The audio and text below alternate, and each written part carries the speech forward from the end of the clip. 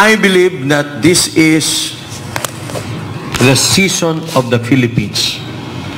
And here is Satan again trying to cook something that will involve the killing of babies.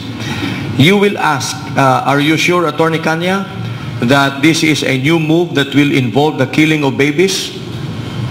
You will be surprised at how this will come about in spite of all the defenses that you have heard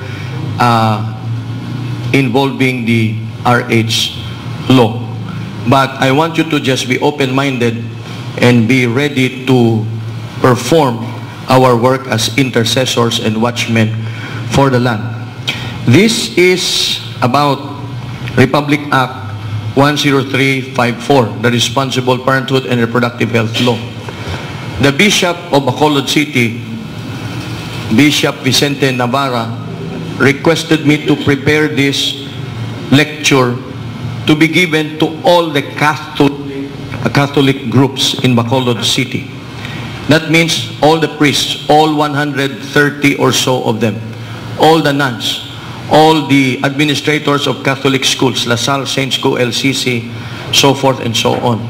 All the Legion of Mary, Berhen sa Barangay, basic ecclesiastical community, capillans, charismatics, Bukas Loob, Knights of Columbus, Christian Family Movement, Couples for Christ, so forth and so on. And his instruction is very clear. Show in the Constitution, in the law, in the Bible, why the RH law is bad. And it is amazing that the one who would request this is a Catholic bishop. And when I say this with some degree of sorrow in my heart, that there is no similar intent to understand the law among evangelical Christians. And I hope that tonight you'll just keep an open mind and find out what this is all about. The RH law was called the RH Bill. It was very, very controversial. It was then known as RH Bill number 4244, a consolidation of 7 bills. The title that it used to have was an act providing for a national policy on reproductive health, responsible parenthood, population development, and other purposes. I want you to take note of the words that I highlight in some colors. Responsible parenthood. This is a term used by the Catholic Church to counter the artificial methods of birth control era after the decision of the United States of America in Roe versus Wade, where the Supreme Court of the United States of America ruled that whether a fetus is a human being or not is not sure until the period of viability. When that decision of the United States Supreme Court in the case of Roe versus Wade came out, all the other states passed abortion laws because anyway it is not sure whether the fetus is a human being or not. And from that time on, Roe versus Wade, 1973, 34 million babies have been killed in United States of America at a rate of 12,000 babies a day. So you see the decline of the United States of America. It used to be the most blessed country in the world, most powerful country in the world, most economically strong country in the world. After Roe versus Wade, after abortion, it has gone down, down, down, down. Now, the bill became a law now entitled an act providing for a national policy on reproductive health. The responsible parenthood term was retained, but there was a term used in the original title that they removed, population development. They removed that. I will explain to you why they removed that later on. It is the result of the strong protest of the Catholic Church By the way, let me just say something. One of the saddest thinkings in that we can ever entertain is the belief that the other group is always wrong and our group is always right. This very bad black and white mentality that the Catholics can never be right and the Protestants can never be wrong, as if all the stand taken by the Catholic Church are always wrong and as if the Protestants are always right. That's very bad. That's very sad. The Catholic Church protested against the term population development because it protested the tendency of the state to play God, to legislate the womb, to determine birth control. I just want you to reflect on the term contraceptive. This is a compound word of contra, meaning against, septive, conception, contra conception. If life begins at conception, the drug is contra conception, contra life. If the Catholic Church is against contraception, it is because it is trying to protect life. And we Protestants, we evangelicals, we non-Catholics should never ever say that the Catholics are always wrong and the Protestants are always right. God forgive us if we think like that. But here is what happened. The Catholic Church protested against the term population development, and so the lawmakers removed it, leaving only reproductive health and responsible parenthood. This was signed by Benigno Aquino, December 21, 2012. Okay. I am quite sure that 100% of us, perhaps with one or possibly 1.5 exception, will never have the chance to read the law. You don't like to read long documents. So you leave it to us lawyers to read the law. And as a shortcut, I will just give you an overview of the law, the table of contents. And I will just highlight to you the dangerous provisions as we go along. Section 1 of the law is the title. Section 2 is declaration of policy. We will read this at length later on in the next few slides. Because this is where they said that we are for life. We are against abortion.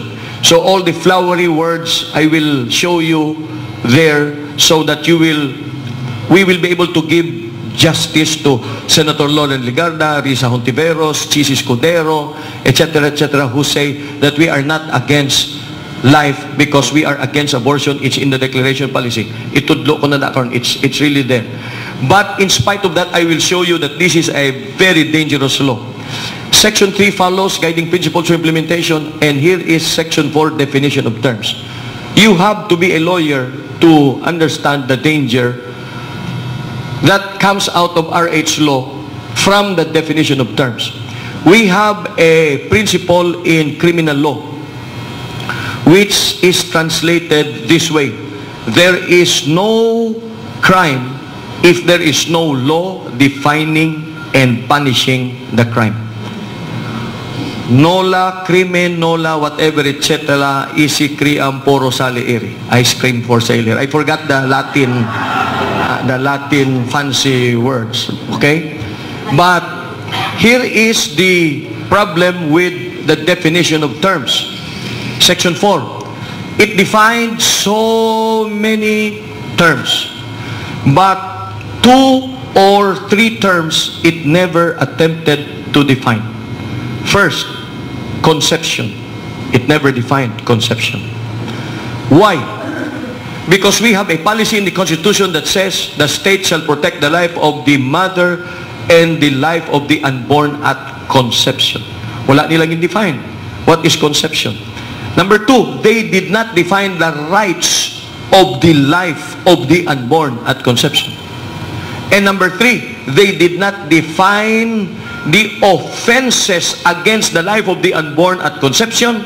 And number 4, they never defined the punishment for the offenses against life of the unborn at conception.